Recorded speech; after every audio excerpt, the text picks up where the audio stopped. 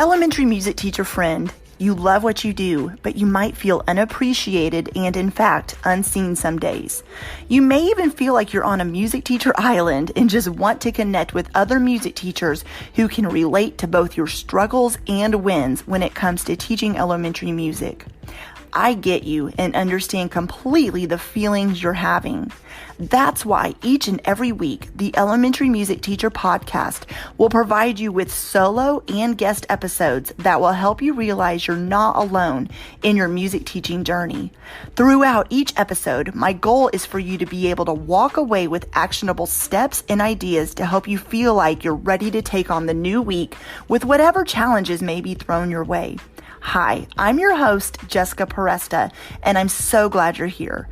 Whether you're at home, in your car, in the shower, or wherever else you're listening, grab your cup of coffee or whatever other beverage is nearby and listen in to the Elementary Music Teacher Podcast. I am so excited to be joined today by Giuliana Conti. We are going to be discussing why decolonizing music education matters. She is so passionate about this topic. We have been in many clubhouse rooms together, and I'm super excited to have her on the podcast. So I want to start out by letting you introduce yourself to the listeners before we dive in with today's conversation. Thank you, Jessica. I'm really excited to be here. And to all the listeners, I'm really excited that you have found Jessica's show because it's fantastic. I've enjoyed listening to it myself, and it's an honor to be here. I am a PhD candidate currently at the University of Washington in Seattle, and I study music education. And a lot of the times when I introduce myself that way, people's first request is to ask my instrument, because there's a lot about music education that people don't know. And I get excited to explain that I'm actually in research and that we look at ways of diversifying our music education classrooms, and that music education in and of itself does not have to be instrument based, and it does not have to look like what we are familiar with, especially those of us who have been privileged enough to go through a music education system in public schools. So for the past 6 or so years, I've been in graduate school studying and working and conducting research so that I can understand the psychological and the sociological, as well as cognitive underpinnings of how we function with music in our day-to-day lives, and how we can optimize the learning experience for our students in our classrooms so that music can be more than just learning an instrument, because it's got the capacity for so much more than that.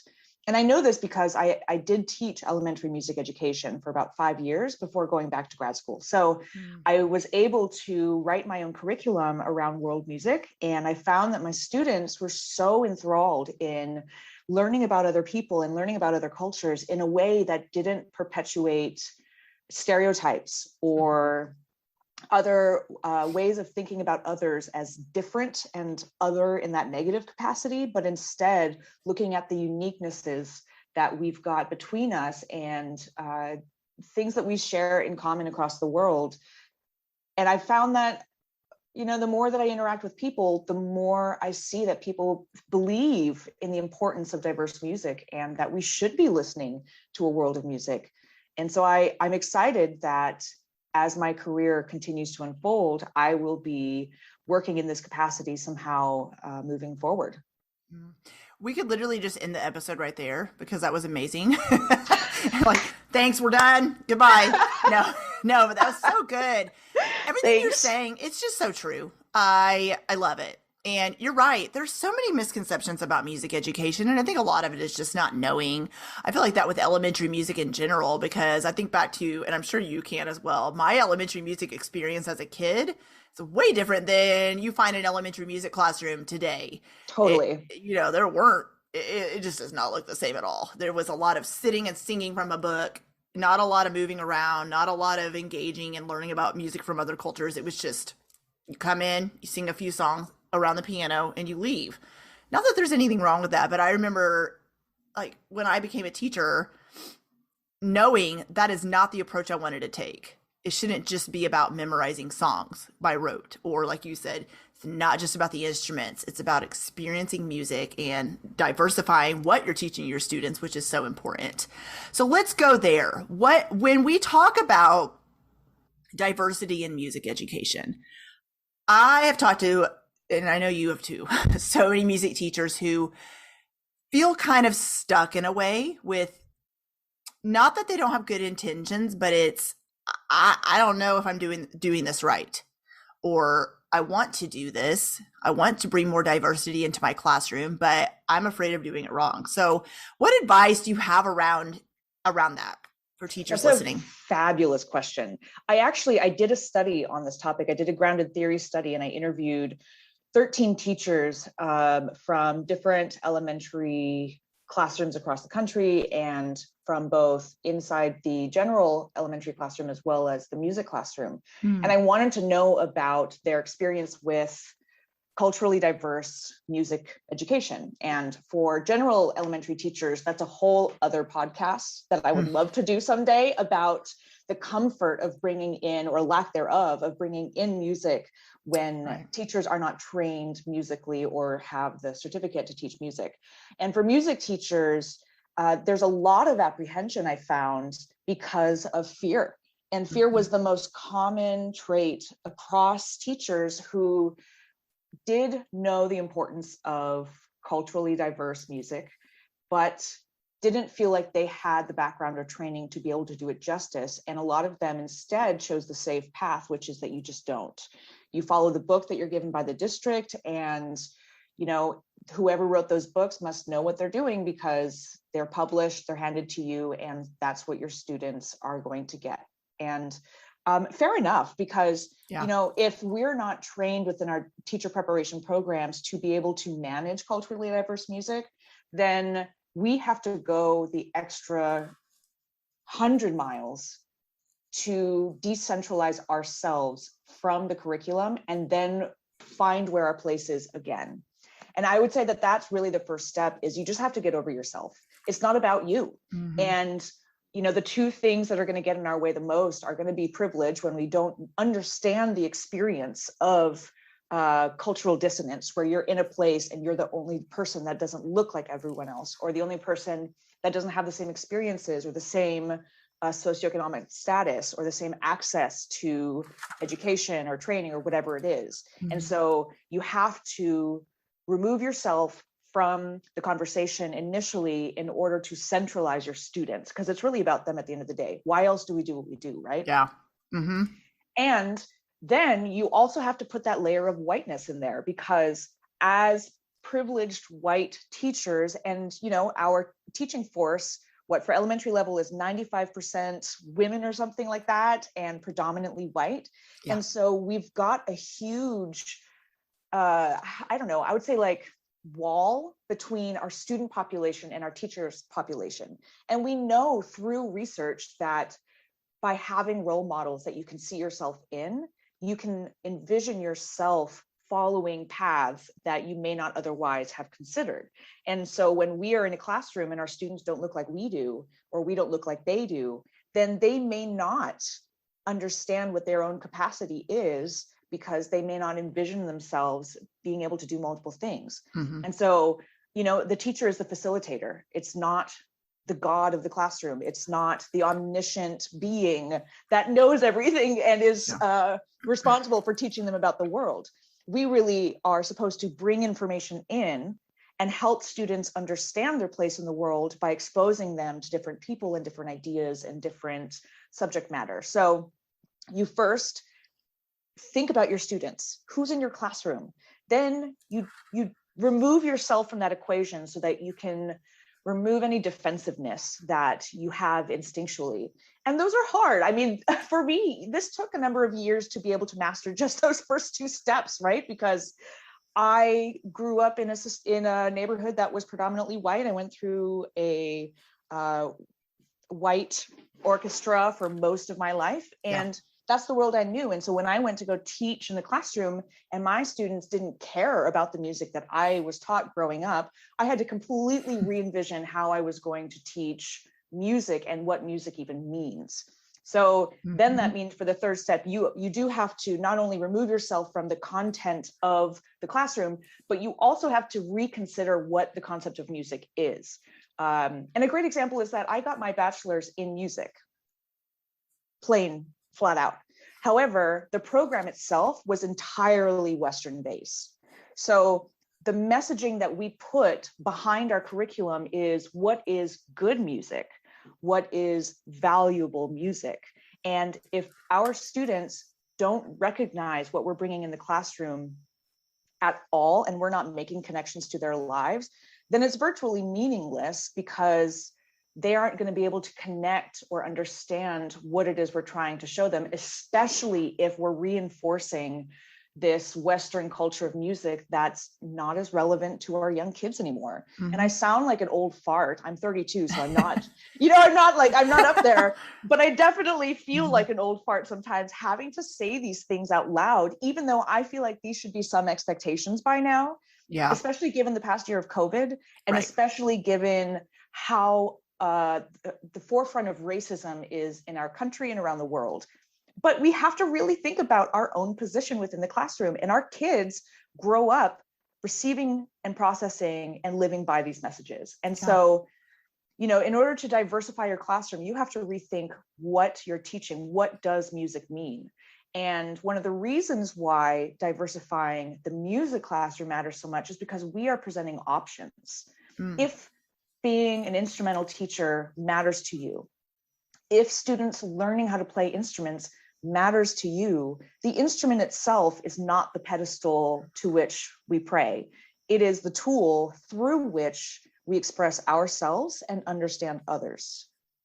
And so really, by exposing students to different styles of music, especially those which have been systemically oppressed or abused, much like early blues and jazz, which were then commandeered by white people who profited off of them. Elvis Presley is one of those. Don't come at me. Love him, but it's out. He's notorious for taking songs that were created by Black blues singers, especially women, and then profiting off of them himself and not thoroughly paying back the profits that he earned. And so getting back to the diversification of our classrooms, students need to hear what their instruments can do. And students need to hear what they're capable of doing as well. And they can be really stinking creative if you give them the world of options that they deserve. And so that's one of the reasons why we have to change up what we present to our kids, because I'm sorry, but not every violinist should be in the symphony. And our job is not to save the life of the symphony. And this is coming from a classically trained violist. I love the symphony, but if I had been given another option at any time in my musical education career, I definitely would have chosen something else. And to this day, I probably would have a much stronger sense of identity with my own instrument, because, the viola is pretty much classical. Yeah. Girl, I can relate to that so hard. I'm a classically trained pianist and love my teachers, but same. I went through a Western music education. And not only that, I never really learned any other styles of music, even going through college. I started as a piano performance major, and then I switched to music education my sophomore year. But I had a great teacher, but she didn't diversify any of the music I was learning, any different styles of music. It was all classical. And so to this day, I'm just a little irritated that I'm like, why did I not dive into a little bit more music? Not that I can't now. Yeah, but that's the sad part, right? Because you've missed decades of exploration, and they're the gatekeepers, and we are now the inherited gatekeepers. Yes. And we have the option to perpetuate and reinforce these standards that have been passed down to us, or change it up because we know what we wish we had, and we know what our kids deserve more. And nothing bothers me more than the private lesson industry for this very reason, because you have this legacy and this, what is it called? When you've got horse breeding that goes back to people or the horses that have like the most amazing DNA and they're known like for breeders. no, it's no. Oh, yeah, pedigree. oh, okay, yeah. I was Pedigree. like, well, I know the word. I just couldn't find it. Yeah, I don't really use that word very often, but I will say that when it comes to the music community, pedigree and lineage is so unfortunately important because, you know, this person had this private teacher and their private teacher had that private teacher, Right. which means that if you have this teacher for you, then you've got this whole pedigree of excellence and you're going to be a phenomenal musician, probably either in the classical community or in jazz or in band, but predominantly Western groups. However, that becomes so narrowed that they don't get the time to explore other options unless those gatekeeper teachers encourage it. Yeah. And I was never encouraged to explore with my instrument. In fact, I would practice by secret in my room. I would listen to songs and then I would learn to play them on my instrument and write down the notation so that over time I wouldn't forget it. And I would lie to my parents that I was practicing my scales or etudes or whatever it was because I hated practicing. Yeah. And instead, I wanted to learn this other music, but I got this clear message that it wasn't okay for me to spend time doing anything other than what I was supposed to be doing to learn this instrument. And I'm filled with so much resentment and regret at that because you don't know what you don't know. Oh, yeah. So true. And now I do know, and this is literally what I specialize in. And my awareness really propels me into wanting a better opportunity for kids than I had because, you know, there were so many red flags. And my parents are both from other countries outside the US. I'm first generation American, which means even as like a white first gen American, there are so many other kids who relate to this even more because they're either first gen or half gen or for 1.5 generation, either Mexican American or I don't know, Persian American. There's so many different demographics in our country that we just cannot continue this ignorance anymore. Yeah, agreed. When you talked about college training, I felt like a fish out of water when I got my first position. I've shared it on this podcast before. It was a school that was 98% Black kids. And I am walking in with my training being, you know, there's that one methods class where it teaches you Kadai Orff, but it glances over it super fast. That we covered that. We covered all classroom management procedures, all the different folk songs, what to teach to different grade levels. It wasn't until I got in there and realized 90% probably of what I had learned to do with my students, it wasn't going to work. And it was just very eye-opening to me. It's a common issue. It's a very common issue. And, you know, I think for anyone who's listening, who's considering becoming a music teacher, there's also a few things to think about then in credentialing programs, because you've got different lengths of programs. If you go through a bachelor 4-year music education credentialing program, you're going to have 4 years of training versus a 1-year credentialing program on top of whatever bachelor's you have, or a 1-year master's in credential or a 2-year master's in credential, because everything has to get smushed into that space. And this is this very same reason why elementary teachers don't touch music, because if they get any exposure to music and the arts, it's maybe half of one of the classes that they have to take in everything. And they talk about rhythm and notation, and I'm sorry, but that's not relevant. Like, why would kids care about learning a whole note in an elementary general classroom when that teacher has so many other options to expose students to music through? Like, just play music from other parts of the world and have discussions. But we're just, our credentialing programs are not set up for the expectations that our kids and our communities have now. And Teresa Volk, who people laugh at me because I reference this book all the time. She has this book. Oh, I don't know if I think it's like Multicultural Music Education. It's a history book, and she explores decades of music education in the United States. And she makes very clearly a a statement that change in our educational system takes about 30 years to make full Oh, circle. wow. And I'm hopeful that after COVID, it's become faster because we've become so upended that, where is any normality in our systems anymore? Right. But it really shows you that we are up against a mountain when it comes to not only finding out what the expectations are and how to do them, but then implementing them and training our teachers and providing them with the confidence to be able to continue to train themselves. And that's where we don't need to memorize 100 songs to go into the classroom. We need to learn research tools and skills to be able to teach ourselves how to build curriculum that really matches our students better.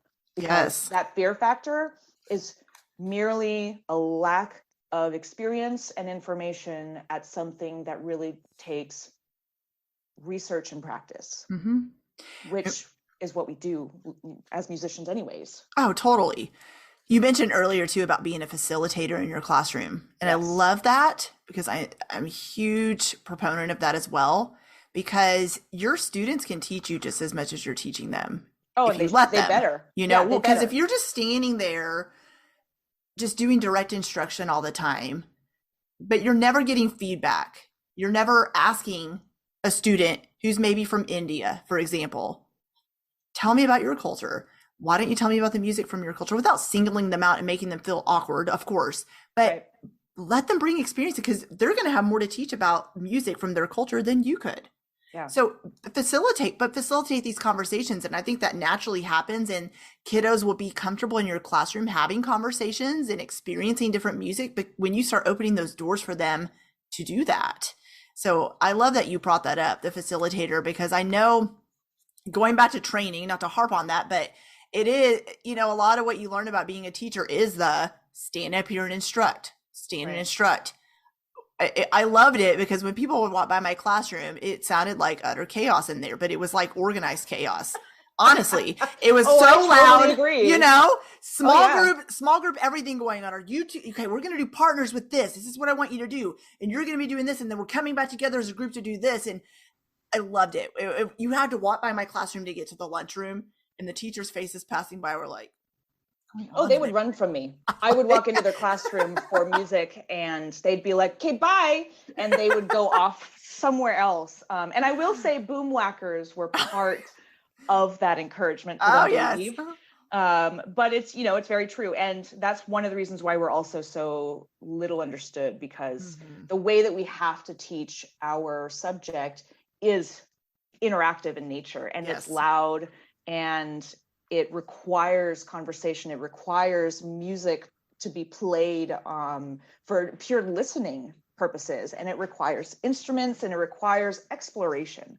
And the facilitator, I think, is the most important way of looking at the teacher's role, because the top-down method doesn't work at all.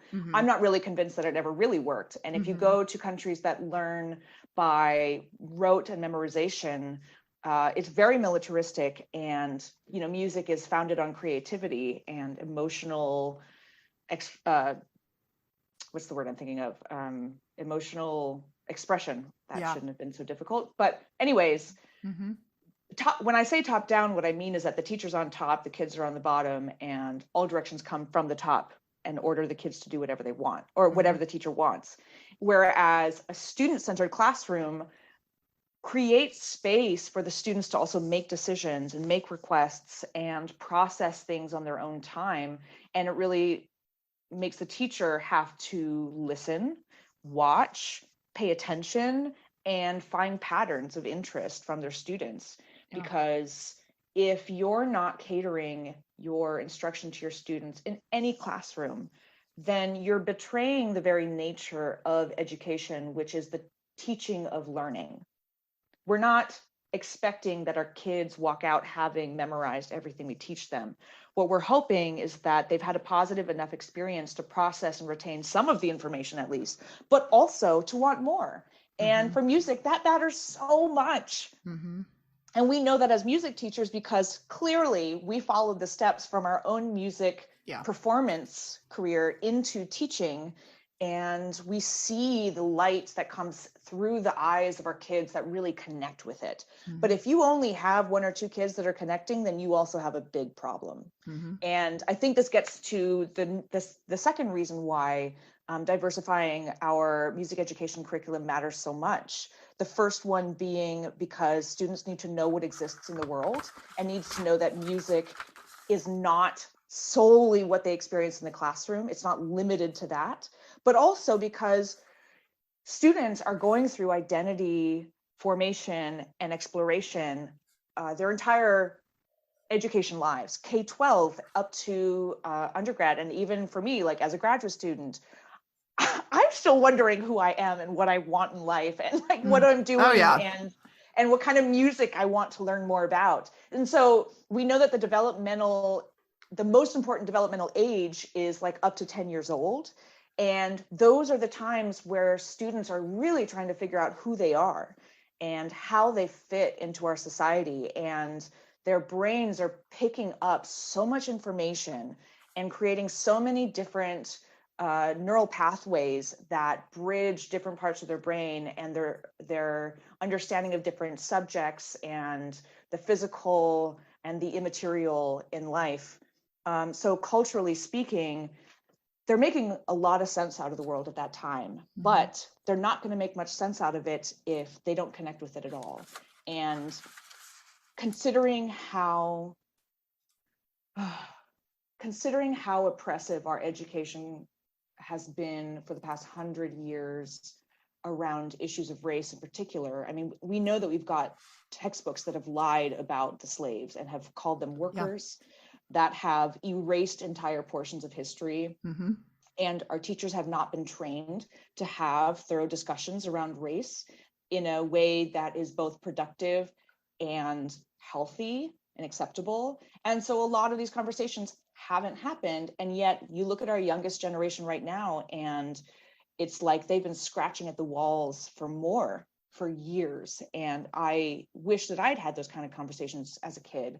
And so for anyone who is part of a population that is systemically oppressed or is marginalized in any way, then providing different styles of music exposure and opportunity in a classroom provides them more opportunity to figure out who they are and what they want and how they fit in with this world, and how to be a kind person and how to stand up for yourself and how to stand up for others. Music isn't only music, it's the ability to learn so many different parts of being a person. Yes. And that can go both ways, because I don't know, many people don't know this, but after 9/11, there was a surge in patriotism in our music classrooms as a way of reinforcing that, hey, we are one, we are American, so let's sing all these incredibly American songs and let's teach our kids about,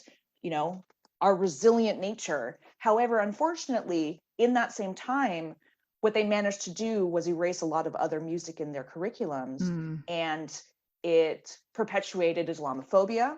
And it reduced exposure to diverse music because we were so focused on one thing that we ignored the other. And I think that it's important for us to react to current events, absolutely, but to contextualize them. And that's not something I think that we've been very good at over the years necessarily. And we're seeing that because obviously in the past year and a half, the riots, police violence, all of these issues have come to a head, and we're seeing that racism never left our country. Right. And it's seeped into every piece of our education that we now need to comb through step by step. And it's going to take us a lot of work, but it takes conversations like those we're having now to highlight that our subject isn't perfect. It's been part of the problem, and it can be part of the solution. Oh, yeah. You were talking, and I taught in Tulsa, and a lot of that came out recently, right? Yeah, I bet. I taught like right there, right where all this went down, and I had no idea. I grew up in Tulsa. I taught in Tulsa, and it wasn't now that I'm living in Arkansas where I had no idea. So I broke down one night, just hysterically crying and I'm going to tear up now, because the fact that a lot of my students' parents and grandparents knew the stories, it just wasn't talked about. And when you say things that are left out of the history books, that is exactly what I said to my husband that night. As I said, I have lived there all these years. I taught these kids whose families firsthand experienced this, and I had no idea. I was never, ever taught this, and I went through the Oklahoma school system. So how many other things? I mean, honestly, I don't know the number, but I know it's got to be a heck of a lot that are not taught to the kids, or the teachers, I should say, that we are not aware of, is what I meant. And so it just brought tears to my eyes, because I'm not perfect, but I really felt like I did a great job of making sure my classroom was inclusive of all learners, that we explored so many different types of music and different ways of learning music. But it was almost like, if I had only known, I would have been even more compassionate and understanding and aware. Yeah.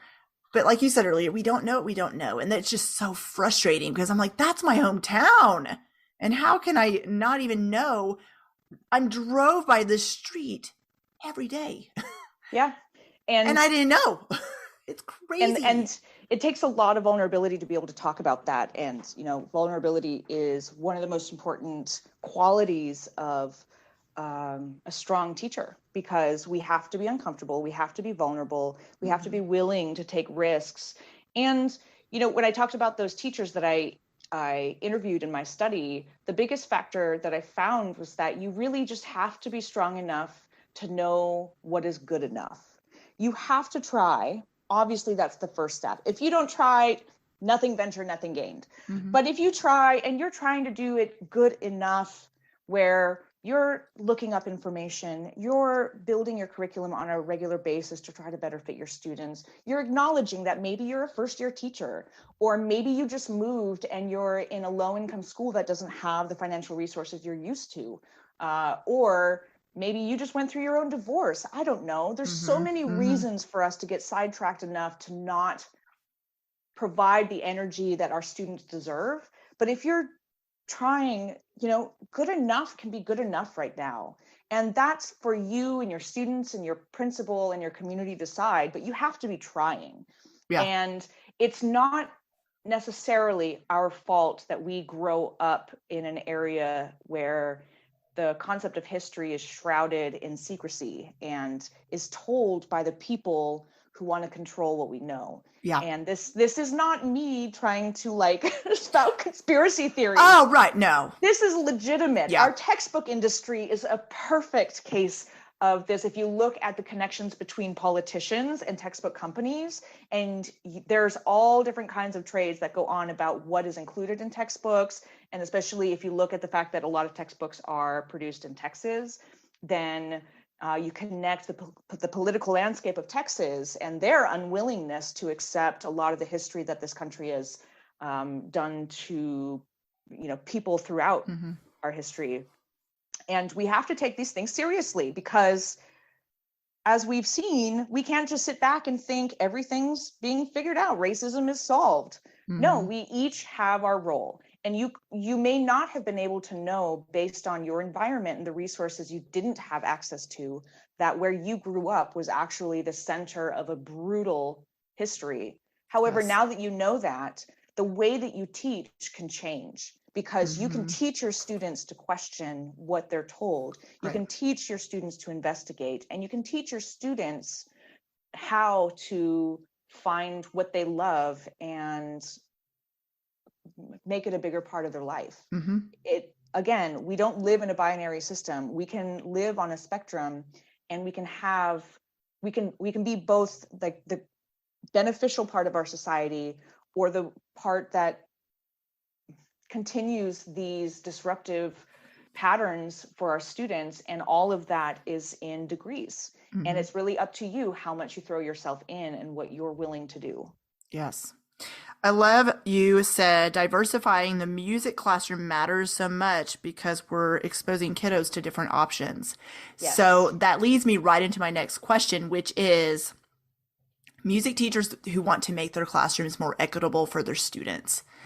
We've already talked about diversifying the types of songs you teach, But what other ways can a music teacher make their classroom more equitable for the students Great they teach? question. You know, students deserve a lot more time to talk and to think and to be bored. I was bored a lot as a kid, and that it forced me really to do things with my time and to find what I enjoyed. And I got to form a lot of my own ideas about the world and try things when I did interact with people. And I know that our students right now, our younger generation, we have a lot of kids that are just so heavily scheduled and Yeah. got so many extracurriculars on their plate. And sometimes it's good to just have a chill classroom where you listen to some music and you talk about it, you learn what other people think about it, and you provide different avenues for experiencing music.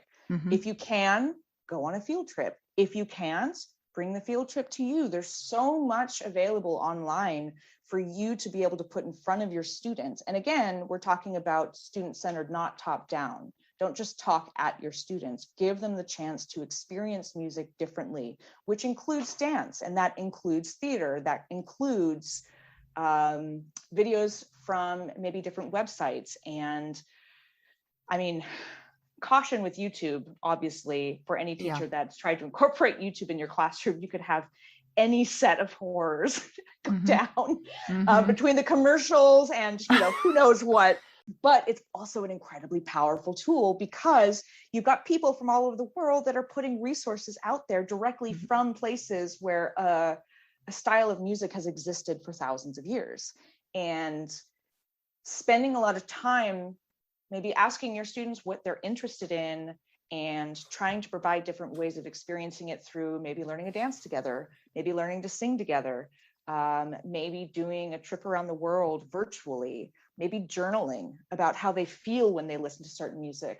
Talk about the physics of how different materials and instruments create different sounds and textures.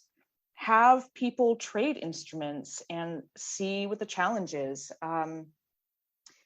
And don't be afraid to have difficult conversations, because I have seen classrooms that cover genres like blues or jazz and don't have those challenging conversations because, you know, slavery has to be a part of the conversation around the blues. It just has to, because they're so connected that it's difficult to understand a lot of the origins of blues and rock, for that matter, without understanding human suffering. Yeah. And it's no service to our students by protecting them from human suffering, given how common it is around the world, and given that we all participate in this world as individuals with choices. And I think that's why I keep bringing up listening and talking. One thing I didn't mention is that I specialize in the psychology and sociology of music listening as a form of teaching and learning, because it's a very underutilized tool in a classroom, in any classroom, but especially in the music education classroom, where for people who do instrumental teaching, and that includes chorus, then we spend a lot of time learning pieces, but we don't necessarily spend a lot of time listening. And for anyone who's trying to become a performer or a musician or even play as a hobbyist, you have to be able to listen. And listening goes across from music into also people. And equity means access and accountability and I don't know, just opportunity to learn. And I personally get very emotional about this now, because I think about students who just aren't given any chance to know what else is out there. And to me, equity means exploration. And I don't mean, it's difficult because this is a we're getting into a lot of heady territory now, because this is a philosophically challenging topic when you talk about exploration, because at the core of colonialism and colonization is exploration. The idea that you can go and learn about things and just take them and make them your own, and identify them and define them as you want. Whereas currently, I think that exploration is more of a seeing what options there are out there, but still recognizing that even within our own social behavior, we're so bound to our own history of colonization that we don't really know when to stop, and we don't really know when we're doing things that perpetuate that. And so equity in a classroom means constantly thinking about your place in the classroom, also decentralizing yourself from the material and being able to think critically about what you're presenting, how you're presenting it, and maybe your role in that. Because if you're a white teacher in a classroom of predominantly not white students, then you do have a role in how they see the world. And you do have a responsibility to bring other people in, people that they might identify with more, whether that's video or in person, because we all know that finances are a huge barrier to equity. There are so many creative ways to do this. And we've got culture bearers in every city who would love to come in classrooms and talk to kids about what they play and what they do. And we just can't spend every day in our classroom playing and practicing the same things. Yes. Yeah. So whatever you think is different and odd and strange for your classroom is probably what you should be doing. Right. Pull yourself out of that comfort zone. Yeah, Definitely. absolutely. Yeah. Absolutely. Oh, I've loved this conversation. You have definitely brought so many great points where I know music teachers are going to definitely be listening to this many times, or I hope you do, because there's so much value from what Giuliana has talked about today. And I want you to re-listen to it and take notes, and then not just take notes, but process through how can you honestly apply what you have learned into your classroom. It's not an overnight fix. It's not something you're going to know how to do right away, but taking that first step, keep moving forward, keep trying, make the effort, and get to know your students, get to know those kiddos. Be okay with failing. Be okay with making mistakes, because you will. You will make mistakes. You're going to be, oh, that is not how I thought that was going to go. It happens. It's okay. But they know. They know if you're showing up and you're trying to be a part of their world. They really do. They really do. And you have to be willing to ask for help. I mean, every district has resources. Your local university has resources. Universities that aren't local but are online have resources. And I will say a fantastic series of resources are, first of all, Smithsonian Folkways has an online database of music from decades around the world. Yes, it's amazing. It's just incredible. They also have curricula. So you can go based on country. They've got a map. You can go by different cities and by different countries. You can search by genre. And they've got lesson plans that have been built by ethnomusicologists and musicians and music educators for these different styles of music to bring into your classroom. Because no, we don't expect you to know how to do any of this. We expect you to try. We expect you to be uncomfortable and to be willing to do this once you realize how pervasive racism and oppression and our whitewashed classrooms are. And this is something that you can manage, and you never know when your student is going to grow up to be that next groundbreaking person who takes what we're working on and propels it forward even more. Oh yeah. And I just get so excited that these conversations happen with you and with other people that we've had the opportunity to talk with on Clubhouse. And this reminds me, the second resource I wanted to mention was World Music Pedagogy book series by Patricia Campbell. She is my graduate advisor. So I'm not, this is not a paid for advertisement. But when I found my program, it was because I did this 1 week, 40-hour workshop at the University of Washington, and they've got these now across the country and online, where we talked about world music pedagogy. We broke down how to implement culturally diverse music in the classroom. It's hands-on, it's conversational, and it's done so by multiple culture bearers who can speak directly about their own cultures, and the educational process of incorporating it into different curriculum. So if you just Google what it is that you need and what you're looking for, you can find these resources. But if you don't look, you're not going to find it. Yeah. People aren't going to knock on your door and be like, hey, let's all work together to be better now. They're not going to come to you.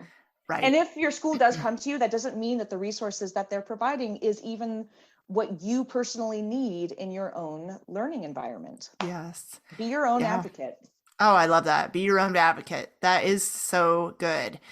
Giuliana, let everybody know where they can connect with you after this episode, and the links you just shared, I will include those in the show notes as well. So make sure you guys look for those. Yes. Definitely. Yeah. So you can find me on Twitter and I believe Instagram at GradGal.